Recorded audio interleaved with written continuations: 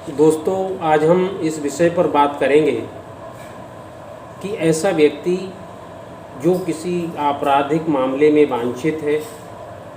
जिसके विरुद्ध किसी आपराधिक मामले की विवेचना चल रही है या जिसके खिलाफ कोई विचारण चल रहा है, उसे सरकारी सेवा में रखा जा सकता है या नहीं। इसके संबंध में जो विधियां हैं वो न्यायालयों के निर्णय ही हैं। सबसे पहले हम बात करेंगे कि ऐसा व्यक्ति जो सरकारी सेवा के लिए चयन हो चुका है और उसके विरुद्ध कोई मामला न्यायालय में लंबित है या विवेचना लंबित है, ऐसे व्यक्ति को सरकारी सेवा में लिया जा सकता है या नहीं। तो इस संबंध में हम सभी लोग जानते हैं कि जब किसी व्यक्ति का सरकारी सेवा में चयन होता है तो उसका चरित्र सत्यापन किया जाता है। जिस विभाग में उसका चयन हुआ है, चाहे वो कर्मचारी हो चाहे अधिकारी हो, उस विभाग के अधिकारी उस जिले के जिला मजिस्ट्रेट को पत्र लिखते हैं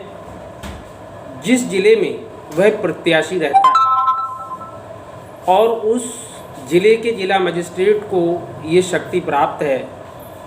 कि वह उस प्रत्याशी के संबंध में अपने अधीनस्थ अधिकारियों से जांच कराकर ये निष्कर्ष निकाले कि वह व्यक्ति सरकारी सेवा के लायक है या नहीं। जिला मजिस्ट्रेट को जब ये पत्र प्राप्त होता है तो जिला मजिस्ट्रेट पुलिस अधीक्षक से और उनके अधीनस्थ अधिकारियों से उसकी जांच कराते हैं, और जांच कराने के बाद ये निर्णय लेना कि वह व्यक्ति सरकारी सेवा के लायक है या नहीं, उसका चरित्र सत्यापित है या नहीं,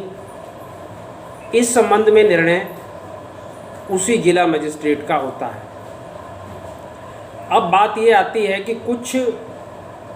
ऐसे प्रत्याशी होते हैं कि जिन्होंने अपने आवेदन पत्र के कॉलम में, जिसमें ये पूछा गया है कि उनके खिलाफ कोई अभियोजन तो लंबित नहीं है या उनकी कभी गिरफ्तारी तो नहीं हुई या कभी कोई अभियोग उनके खिलाफ चला है या निर्णीत हो गया है, इस संबंध में जब जानकारी मांगी जाती है तो कुछ समझदार लोग वो जानकारी भर देते हैं और नहीं तो लोग उसे छुपाने का पूरा प्रयास करते हैं। अब बात ये आती है कि अगर उन्होंने अपने आवेदन पत्र की घोषणा में वो लंबित मामलों का जिक्र नहीं किया है, उन निर्णीत मामलों का जिक्र नहीं किया है, तो ये उनकी एक अयोग्यता मानी जाएगी। उनके खिलाफ इस बात की कार्यवाही की जा सकती है कि उनके द्वारा सही तथ्यों को छुपाया गया और गलत तथ्यों को पेश किया गया। दूसरी स्थिति ये है कि किसी ने अपने सारे मामलों को लिख दिया है, उसकी सज़ा हो गई है या वो छूट गया था या वो गिरफ्तार हुआ था, उसके खिलाफ मामला विचाराधीन है, विवेचना चल रही है, ये बातें अगर उसने ठीक से लिख दी हैं तो ये उसके पक्ष में बहुत अच्छी बात मानी जाएगी। अब इस संबंध में अगर उसके खिलाफ कुछ मामला चल रहा है या चल चुका है तो इस संबंध में निर्णय लेने के लिए माननीय उच्चतम न्यायालय द्वारा अपने एक निर्णय अवतार सिंह बनाम भारत संघ 2016 SCC पृष्ठ 471 में कुछ स्पष्ट गाइडलाइन दी गई और उसमें ये बताया गया कि इन आधारों पर उस प्रत्याशी की सेवा में लिए जाने का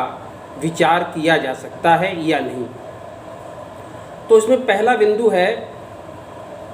बिंदु ये है कि जो नियोक्ता है,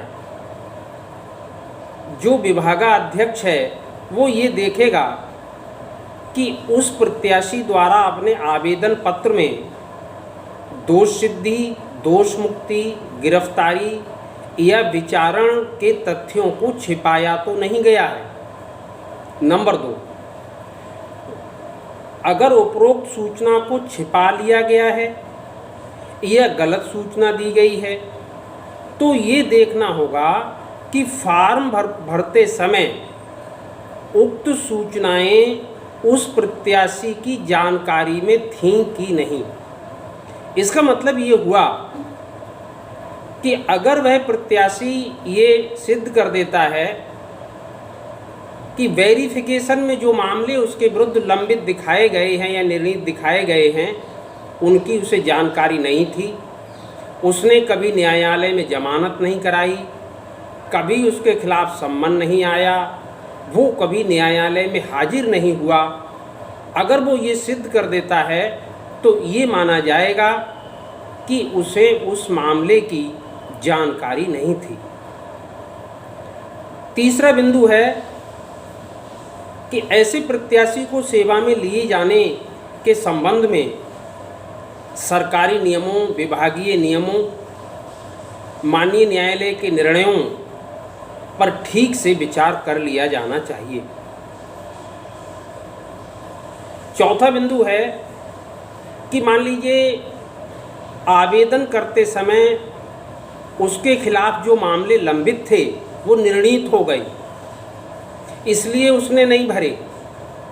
तो ये बात भी विचार में ली जाएगी कि कहीं ऐसा तो नहीं है कि वो मामले निर्णीत हो गए इसलिए उसने नहीं भरे हैं। पांचवा बिंदु है, यदि उस प्रत्याशी की किसी छोटे मामले में सजा हो गई है और सजा होने के बाद उसे छोटा मोटा जुर्माना हो गया था, छोटी मोटी सजा हो गई थी और उसने अपने आवेदन पत्र में इस तथ्य का उल्लेख नहीं किया, तो नियुक्ति अधिकारी या विभाग इस बात को इग्नोर करने का प्रयास करेगा क्योंकि मामला छोटा था इसलिए उसके द्वारा छिपा लिया गया। छठा बिंदु है, यदि गंभीर मामले में सजा हुई है या ऐसे मामले में सजा हुई है जो नैतिक अधमता से संबंधित है, जो उसको समाज अपनी नज़रों में जिसे नीचे गिरा रहा है, ऐसा कोई मामला है या कोई ऐसा मामला गंभीर मामला दोष मुक्त हुआ है जो तकनीकी आधार पर दोष मुक्त हुआ है या संदेह का लाभ दिया गया है, इन बातों पर भी विचार करने के बाद ही निर्णय लिया जाएगा। सातवां बिंदु है, यदि घोषणा में छोटे मामले के लंबित होने की सूचना दी गई है, जैसे उसने आवेदन पत्र में ये लिख दिया कि उसके खिलाफ मारपीट का मुकदमा न्यायालय में चल रहा है, तो नियुक्ति प्राधिकारी अपने निर्णय में, अपने आदेश में ये लिख सकता है कि उसे सेवा में लिया जाता है, किंतु ये आदेश न्यायालय के निर्णय के अधीन होगा। न्यायालय के निर्णय आने पर उसमें फिर और आदेश किया जा सकता है। तो ये 7 बिंदु हो गए। 8वां बिंदु है, बहुत सारे मामले विचाराधीन हैं, छुपाया है तो विचार करना होगा। माने कि कुछ ऐसे लोग रहते जिन पे बहुत सारे केसेस चल रहे थे और उन्होंने अपनी जो घोषणा दी उसमें इस बात का उल्लेख नहीं किया कि उनके खिलाफ तमाम मुकदमे चल रहे हैं, तो इस बात पर भी नियुक्ति प्राधिकारी विचार करेगा। 9वां बिंदु उसमें ये बताया कि मान लीजिए किसी आवेदन पत्र को भरते समय आवेदन पत्र में ये सूचना मांगी ही नहीं गई कि उस पर कोई मुकदमा चल रहा है, कि उसके खिलाफ कोई अरेस्ट हुआ था वो या उसकी सज़ा हुई है। इस संबंध में अगर कोई सूचना उससे नहीं मांगी गई, कोई डिक्लेरेशन नहीं मांगी गई है, इसलिए उसके द्वारा छुपाई गई, तो इस संबंध में फिर कोई विचार नहीं किया जाएगा, उसे सेवा में लिया जाएगा। तो ये बिंदु हुए उस कर्मचारी के, उस प्रत्याशी के जिसका चयन हो गया है लेकिन नियुक्ति नहीं हुई है, तो उसके विरुद्ध जो मामले लंबित हैं या जो निर्णीत हो चुके हैं, जिनकी उसने सूचना दी है और जिनकी उसने सूचना छिपाई है या गलत सूचना दी है, तो इस संबंध में इस गाइडलाइन का प्रयोग नियुक्ति प्राधिकारी द्वारा किया जा सकता है। अब दूसरा मामला है सेवारत कर्मचारी का, कि एक आदमी सरकारी नौकरी कर रहा है और उसके विरुद्ध कोई आपराधिक मामला पंजीकृत हो जाता है, विवेचना चल रही है या विचारण चल रहा है, तो ऐसे कर्मचारी के विरुद्ध विभागीय नियमावलियों के अधीन उसे निलंबित करना नियुक्ति प्राधिकारी के विवेकाधिकार पर है। किंतु प्रश्न ये उठता है कि क्या उसके उस आपराधिक मामले के लंबित रहते हुए विभागीय कार्यवाही की जा सकती है? यस, विभागीय कार्यवाही की जा सकती है, क्योंकि जो मामला न्यायालय में लंबित है या विवेचना में लंबित है, उसमें ये तय होगा कि उस व्यक्ति द्वारा किसी विशिष्ट अपराध को कारित किया गया था या नहीं किया गया था। विभागीय जांच में ये निष्कर्ष निकाला जाएगा कि वह व्यक्ति सरकारी सेवा के लिए उपयुक्त है, उपयुक्त रह गया है या नहीं रह गया है। तो इसलिए इस पर कोई रोक नहीं है कि आपराधिक मामले के चलते हुए उसके विरुद्ध जांच न की जाए, ऐसा कोई प्रावधान नहीं है, जांच की जा सकती है। अब होता क्या है कि जब जांच इनिशिएट होती है तो वो अधिकारी जिसके खिलाफ, वो कर्मचारी जिसके खिलाफ जांच शुरू की गई है, वो एक प्रार्थना पत्र देता है और ये कहता है कि इस मामले में आपराधिक कार्यवाही न्यायालय में चल रही है, जब तक न्यायालय का निष्कर्ष न आ जाए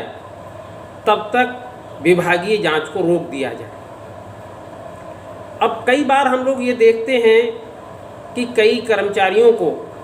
विभागीय जांच में दोषी ठहराकर उन्हें नौकरी से हटा दिया जाता है या कोई और दंड दे दिया जाता है और उसके बाद पता चलता है कि न्यायालय ने उन्हें दोष मुक्त कर दिया। अब उस दोष मुक्ति का विभाग पर क्या प्रभाव होगा? दोष मुक्ति के बाद विभाग पर कोई प्रभाव नहीं होगा, क्योंकि विभाग अपनी जांच में ये तय कर चुका है कि वह व्यक्ति सरकारी सेवा के लायक नहीं रहा था, इसलिए उसे सेवा से हटा दिया गया या उसे अन्य प्रकार का दंड दिया गया। वो न्यायालय के निर्णय से प्रभावित नहीं होगा। कुछ मामलों में माननीय सुप्रीम कोर्ट ने कहा कि कुछ मामलों में जांच अधिकारी का ये विवेकाधिकार है कि वो चाहे तो न्यायालय के निर्णय आने तक विभागीय जांच को स्थगित कर सकता है। वे कौन से मामले हैं? इसमें एक मामला माननीय उच्चतम न्यायालय का है, Delhi cloth and general mills बनाम कुशल भान, AIR 1960, सुप्रीम कोर्ट, पेज 806। दूसरा मामला है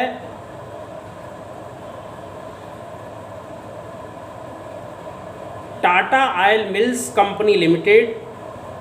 बनाम इसके कर्मचारी, AIR 1965, सुप्रीम कोर्ट, पेज 155। तीसरा मामला है राजस्थान राज्य बनाम BK मीना, 1996, SCC, पेज 1455। और चौथा मामला है डिपो मैनेजर आंध्र प्रदेश राज्य सड़क परिवहन निगम बनाम यूसुफ मियाँ, AIR 1997, सुप्रीम कोर्ट, पेज 2232। इन सभी मामलों में माननीय उच्चतम न्यायालय द्वारा ये कहा गया कि सामान्यतया आपराधिक विचारण के साथ साथ विभागीय जांच की जा सकती है, उसमें कोई रोक नहीं है। किंतु कुछ मामलों में विभागीय जांच को न्यायालय के निर्णय आने तक रोका जा सकता है। और वो दशाएं कौन सी हैं? पहली दशा ये है कि यदि जांच निर्णीत करने से सरकारी सेवक का बचाव पूर्व ग्रसित होता है, पूर्वाग्रह से ग्रसित अगर होता है उसका बचाव, विभाग ने जो निर्णय दे दिया उस निर्णय से अगर उस कर्मचारी को न्यायालय में अपना बचाव करने में प्रॉब्लम आ रही है, समस्या आ रही है, समस्या बन गई है, ऐसा विचार अगर बन सकती है, ऐसा विचार अगर जांच अधिकारी का है तो वह जांच को रोक देगा और न्यायालय के निर्णय का इंतजार करेगा। दूसरी स्थिति है कि मामला बहुत गंभीर है, जिसमें क्लिष्ट तथ्यात्मक एवं कानूनी प्रश्न अंतर्ग्रस्त है और which is to be decided by the court. वो मामला जो आपराधिक न्यायालय में विचाराधीन है और वह इतना गंभीर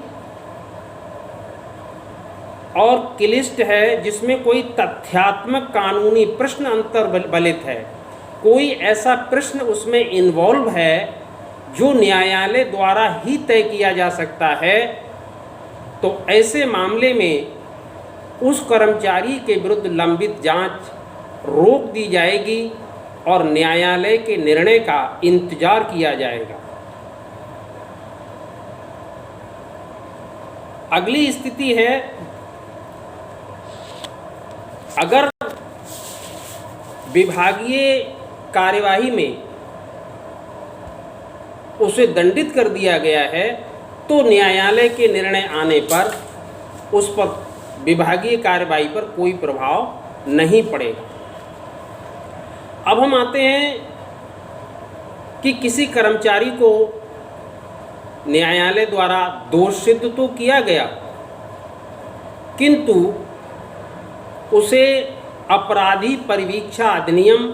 1958 की धारा 3 में उसे क्षमादान सदाचरण की परिवीक्षा पर छोड़ दिया गया। अब क्या होगा? दोष सिद्ध तो हुआ है, लेकिन न्यायालय ने उसे सजा नहीं दी, उसे परिवीक्षा पर यानी निगरानी पर छोड़ दिया। अब क्या करेंगे हम? इसी अधिनियम की धारा 12 ये कहती है कि यदि किसी अपराधी को दोष सिद्ध होने के बाद इस अधिनियम की धारा 3 के तहत सदाचरण की परिवीक्षा पर छोड़ दिया गया है, तो ऐसा व्यक्ति अयोग्य नहीं माना जाएगा, ऐसा व्यक्ति अयोग्य नहीं माना जाएगा। लेकिन ऐसा व्यक्ति तभी अयोग्य नहीं माना जाएगा जब उसका आचरण उसके सरकारी कार्य में अवांछनीय ना हो। अगर उसका आचरण ऐसा था, भले न्यायालय ने उसे छोड़ दिया, सजा नहीं की, लेकिन विभाग ने ये माना कि उसका आचरण जो था वो वांछनीय नहीं है, अवांछनीय है, तो उसे अयोग्य घोषित किया जा सकता है और विभागीय कार्यवाही आगे बढ़ाई जा सकती है। तो ये रहा उन लोगों के बारे में जो सरकारी सेवा में आते हैं या जो सरकारी सेवा में वर्तमान हैं, उससे संबंधित जो विधियां हैं, उससे संबंधित वो कानूनी जानकारियां हैं, वो मेरी अपनी सीमा तक मैंने आप सबको बताने का प्रयास किया। और कहीं किसी प्रकार की कोई चूक होने पर मैं क्षमा प्रार्थी हूँ। ये सब जानकारियाँ मैं इसलिए देता हूँ ताकि लोग इनसे अवेयर रहें और अपने आचरण को नियंत्रित और संयमित रख सकें।